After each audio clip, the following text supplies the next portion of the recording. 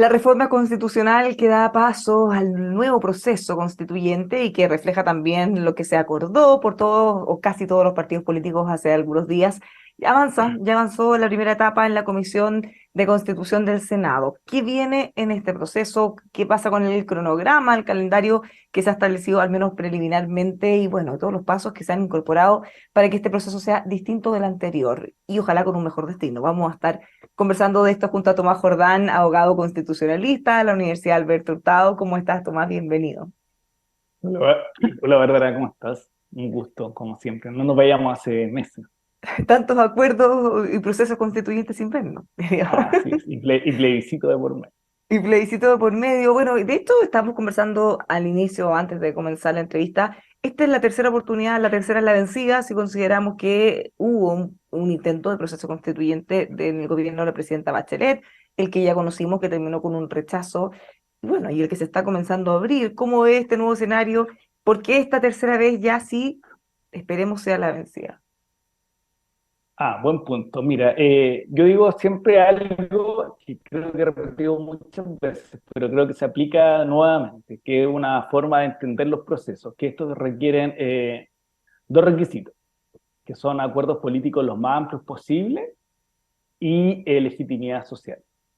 Y creo yo que hasta la firma de las bases, si uno sigue la campaña del plebiscito, sigue la convención y el proceso de la expresidenta Bachelet, el primer requisito le fue muy esquivo. Es decir, tener un proceso en la cual hay una transversalidad izquierda, en el eje izquierda-derecha, que estén de acuerdo en los elementos mínimos que debe ser la nueva constitución política. Me parece que las 12 bases son el hecho bien importante porque por primera vez hay un acuerdo transversal del sistema político sobre temas de contenido constitucional. Si uno recuerda el proceso ofensivo, el rechazo en el plebiscito reciente, la gran disputa o lo que marcó la diferencia era la inexistencia de acuerdo entre lo que la convención resolvió y lo que era el sistema político regular, que ya llamábamos nosotros en el fondo el sistema político tradicional. Y esa disconformidad estaba marcada por dos puntos. Uno, por la inexistencia o la incorporación de ese acuerdo de la centroizquierda y de la derecha moderada entendido que quería el cambio constitucional. Entonces, en la tercera la vencida, eventualmente, porque uno no sabe, todos pensábamos que la segunda era la vencida, tiene que ver con ese elemento, que es que por primera vez, que fue algo, vuelvo a insistir, muy esquivo, porque las fuerzas políticas les costaba mucho sentarse a pensar y a discutir qué eran aquellos elementos mínimos comunes para tener un nuevo texto constitucional. Y si uno mira las 12 bases, hay una, yo diría, nos muestra cierto tipo de lo que es el pacto constitucional futuro eventual. ¿En qué sentido? Hay cuestiones que tienen que ver con esta tradición constitucional chilena, yo diría, reciente, las libertades de elección, la protección de la villa, que son importantes para los grupos de derecha en general, pero también hay ciertas cuestiones que se vienen ya recogiendo del proceso Bachelet. Por ejemplo, la idea del Estado social y democrático de derecho, que aparece en esa discusión, que aparece en el borrador de texto de la expresidenta y aparece en la discusión constituyente que terminó con el plebiscito y está en el borrador de texto rechazado, como también el reconocimiento de los pueblos indígenas, que nos ha costado muchas décadas establecer un reconocimiento. La fórmula de la convención es rechazada, pero la idea de reconocimiento constitucional ya es parte de un acuerdo. Y eso aparece en el proceso Bachelet y también en el proceso de la convención. Entonces, ¿qué quiero decir con esto? Que hay elementos que hacen sentido a las distintas fuerzas políticas que por primera vez se atreven a firmar algo, decir, ¿sabe qué? Si vamos a discutir una constitución, que vaya por acá. Y ahí me parece que eso es esperanzador. Y aquí lo que queda, y perdona, cierro con esto, el segundo elemento es el que tenemos que ir desarrollando, que es la legitimidad social. Es decir, que las elecciones, el consejo la comisión de expertos, la elección del consejo, el plebiscito final sean altamente concurridos, bueno, voto obligatorio, pero en el fondo que hay una voluntad de la ciudadanía de apoyar el proceso. Y también una cuestión que es relevante, que ojalá durante el desarrollo, así lo dice al menos la reforma, hayan instancias de participación para efecto de ir confluyendo consejo y ciudadanía en la decisión de los temas más importantes para la Constitución. Bueno, en ese mismo sentido, un acuerdo siempre implica, sí o sí, que hay partes que van a tener que ceder, probablemente todas cedieron un poco, van a haber algunos contentos, unos menos, y van a haber cosas que sí se acordaron y que no les gusten. Eso siempre ocurre en un acuerdo. ¿Qué tan complejo puede ser o qué tanto riesgo hay de que haya grupos que, pese a haber firmado, ahora insistan con hacer cambios profundos? No respecto a lo que quedó pendiente o a las cosas que se pueden mejorar, no sé, tema de fecha, por ejemplo, sino más bien al corazón. Ya se ha mencionado dos aspectos hasta ahora, lo que tiene que ver con el rol de los expertos y con el arbitraje en caso de alguna disputa. El presidente tuvo que salir un par de veces a alinear a los suyos, a decir, este acuerdo hay que respetarlo. Se le olvida a algunos que perdimos por un 62%. Sí, que perdieron. No, pues él Sí. dijo que perdimos, los Ah, que sí, queríamos sí, más. cierto, cierto, cierto, cierto, cierto, cierto, cierto, que perdieron. Sí, Claro, de hecho, él claro. dijo, los que queríamos más, en el fondo, más que Ah, perdimos no, los sí, 10, no todo es, los que queríamos ir un poco más allá, perdimos con un 62%.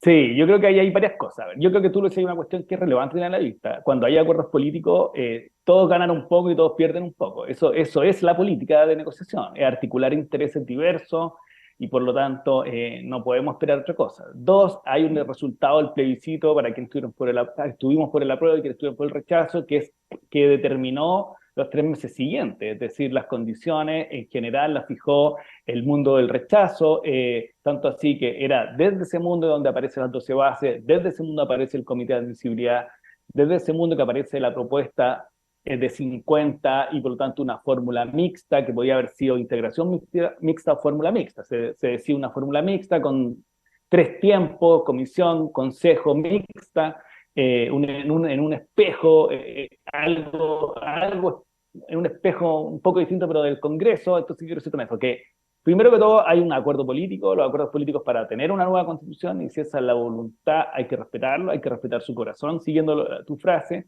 en el siguiente sentido, que por mucho que hayan cuestiones que no tengan que ver con la cultura política esencial de algunos sectores, es el acuerdo posible, y ahí también hay una máxima de los procesos constituyentes comparados, que los países tienen las constituciones que logran poder tener. Aquí que esto quiero ser bien enfático porque la experiencia dice que los acuerdos o los pactos constitucionales es un acuerdo de la posibilidad con esta legitimidad social políticamente hablando. Y por lo tanto, el texto rechazado tuvo esa oportunidad, podía haber generado un acuerdo más transversal y por lo tanto haber entrado en ese proceso, no lo logró y ahora estamos en el atisbo de este nuevo texto. Entonces quiero decir que la negociación, la política requiere, si tú quieres lograr el objetivo, en este caso, tener una nueva constitución, y aquí quiero enfatizar una cosa, si uno mira las 12 bases, por mucho que hayan aparecido del mundo más conservador de derecha, que me parece legítimo respecto en relación al resultado, es distinto al texto constitucional vigente. Y por lo tanto, por eso que te decía en énfasis de que estamos hablando de eventualmente un nuevo texto constitucional. La responsabilidad fiscal, el Estado social, la descentralización como concepto clave, el reconocimiento del pueblo, no está en el texto constitucional vigente de esa manera dispuesto. Por lo tanto, nosotros podemos pensar que todos los sectores, en un sector que adhirió hasta hace años atrás al nuevo texto, está dispuesto a tener un nuevo texto, y los que siempre han adherido a un nuevo texto tienen que ver la fórmula en que se produce ese arreglo con las fuerzas de derecha, que son las que al final preeminentemente ganaron el plebiscito del 4 de septiembre. ¿Cómo ve este rol? Que es un proceso muy distinto al anterior en todos los sentidos, tanto por la cantidad de los consejeros, cómo se van a elegir, ya no se van a permitir las listas de independientes, que fue una de las cosas más bulladas o criticadas quizás de la forma de elección anterior, y el rol que van a tener los expertos. Se ha discutido también mucho de quiénes pueden ser, incluso qué califica o quién calificaría eventualmente como expertos con el temor de algunos de que terminemos llenos de exministros, ex parlamentarios y no lo que quizá alguien, una persona normal podría entender como un experto. Dos cosas ahí. Yo creo que el proceso es muy distinto al anterior, muy distinto en su forma y en su fondo. Es muy distinto en la forma porque al final hay 4 entidades que van a coexistir. En el otro habían dos. Era la Convención y la Corte Suprema por temas de procedimiento. Acá existe un consejo, y la Convención tenía 155, el Consejo tiene 50. Concurre la Comisión de Expertos, el Comité de Admisibilidad y también la Corte Suprema en temas de procedimiento. Por lo tanto, hay 4 órganos que van a tener que interactuar según el tipo de cuestión.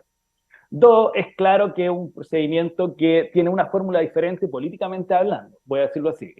el proceso anterior delegó el pacto constitucional en la Convención Constitucional. Y por lo tanto era la llamada desde una hoja en blanco a fraguar un pacto. Acá la fórmula es diferente porque el pacto se empieza a construir desde el Congreso a partir de las 12 bases y desde la reforma constitucional.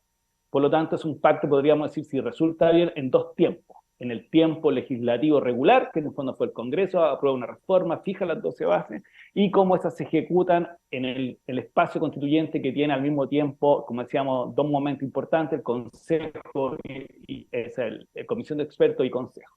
Y ahí vamos a la Comisión de Expertos. Y yo creo que aquí hay que ser claro que el órgano que está encargado de deliberar y votar es el Consejo Constitucional.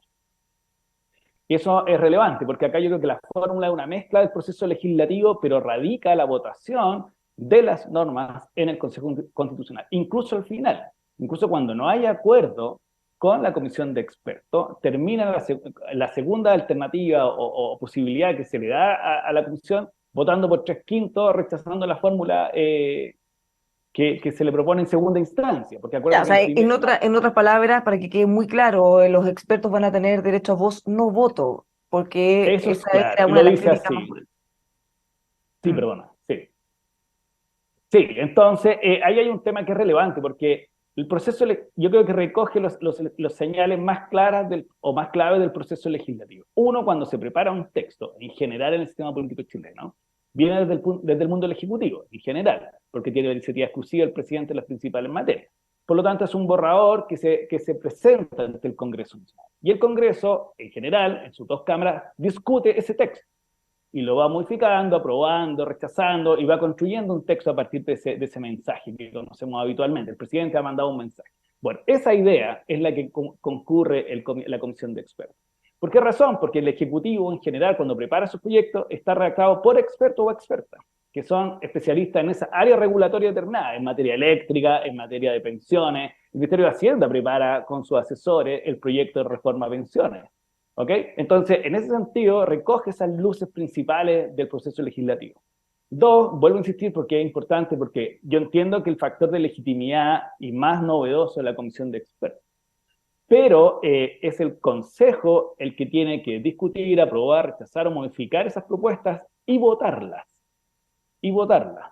Entonces, el acto de votar está involucrado al mandato popular. Entonces, en ese sentido, solo va a haber nueva constitución si el Consejo Constitucional así lo decide.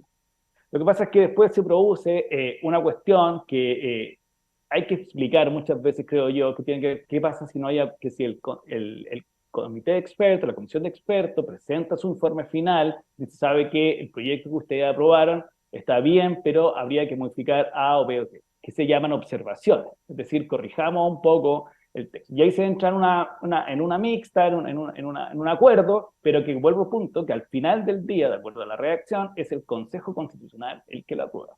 ¿Por qué es importante? Porque hay que otorgarle el valor relativo real a cada uno de los actores.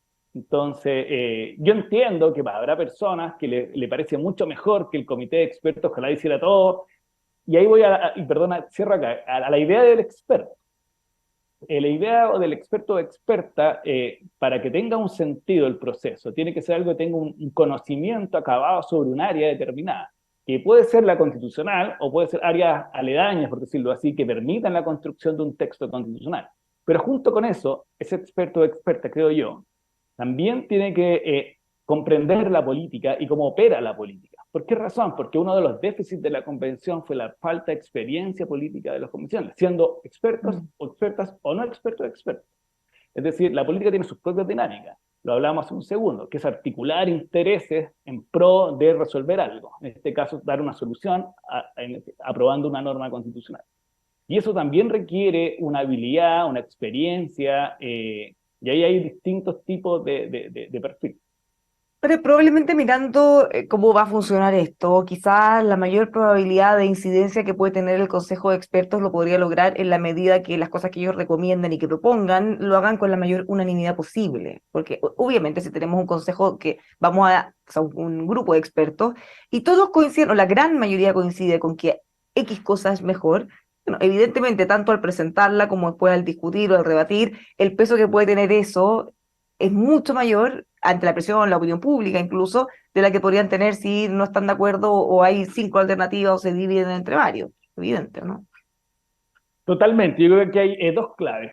Igual hay una cuestión que es importante, que como la comisión de expertos la va a nombrar el Congreso en sus dos cámaras, 2 y 12, va a expresar en cierto sentido lo que es los colores políticos del Congreso. ¿Sí? Ujú. Y nosotros no sabemos lo que va a ser la integración del Consejo Constitucional, que puede Bueno, tener pero ya otra... tuvimos una experiencia con un comité de expertos para el primer acuerdo y ahí, Ah, sí, pese que eran sí. todos bien distintos, llegaron a unanimidad a una propuesta. No, no, sí, que quiero decir lo siguiente, que hay una diferencia primero que la conformación del Consejo puede ser distinta a la forma en que se integre políticamente la Comisión de Expertos. Por lo tanto, vas a tener dos mayorías, la mayoría de 3/5 del Comisión de Expertos y la mayoría de 3/5 del Consejo, que pueden ser parecidos o pueden ser diferentes. ¿Cuál es la clave? Y tú decís una cuestión clara, que iba a eso, que si la Comisión de Expertos tiene el talento político y jurídico, por llamarlo de alguna manera, de hacer una propuesta que vaya en la línea de construir un pacto constitucional que le haga sentido a las distintas fuerzas, independiente cómo se componga al final el Consejo Constitucional, su incidencia va a ser mayor. Si una mayoría se particulariza y logra el 3/5 y se atrinchera en esos 3/5, que es lo que pasó en parte en la convención con sus 3/3, que nadie puede negar que era legítimo jurídicamente, políticamente hablando en ese momento, su efecto, ¿cuál fue? No lograr los 2/3, sino simplemente no leer lo que era la sociedad fuera de su propia convención. Y la comisión de expertos al final del día tiene el mismo desafío. Una cosa es que se conforme de esa manera. Otra cosa es que sepa leer que el resultado de su texto para que perviva en el Consejo de Expertos, por llamarlo así, tiene que ojalá leer qué elementos son los claves para tener un pacto constitucional chileno.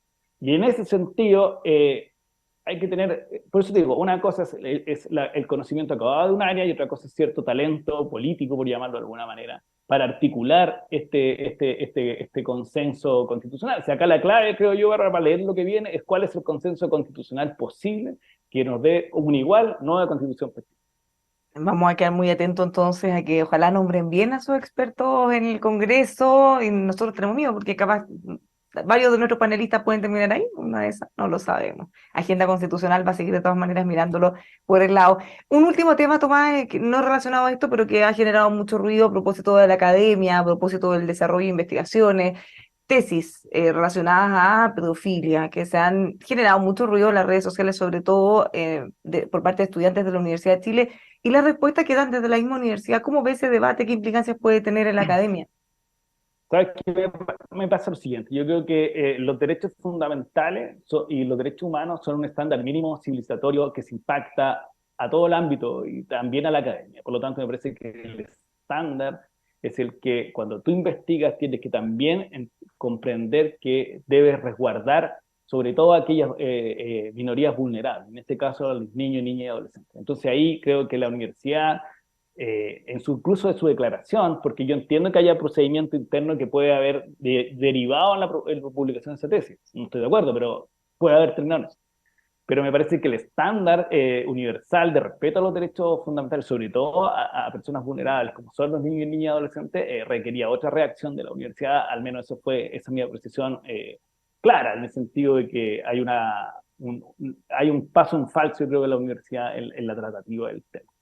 Hay una Un línea error. que quizás no es tan delgada entre lo que se puede interpretar, porque obviamente todos ya hemos leído algunos de los fragmentos de esas tesis, casi como una apología a la pedofilia, muy distinto de investigar el fenómeno, de por qué se genera, cuáles son los problemas asociados, que por supuesto que es algo que se tiene que hacer. O sea, claramente, yo creo que cuando una tesis pasa a ser una opinión o a tener un sesgo interpretativo del sujeto que interpreta, que escribe, me parece que estamos alejados de los estándares académicos propiamente tal. Bueno, un debate que va a seguir probablemente en estos días. Muchísimas gracias, Tomás. Vamos a estar muy pendientes a qué pasa con el proceso paso a paso en los próximos días. Gracias a ti, que estés muy bien. Los invitamos a seguir informándose del proceso, por supuesto, como en las ocasiones anteriores. Vamos a estar aquí al dedillo con los detalles en emol.com.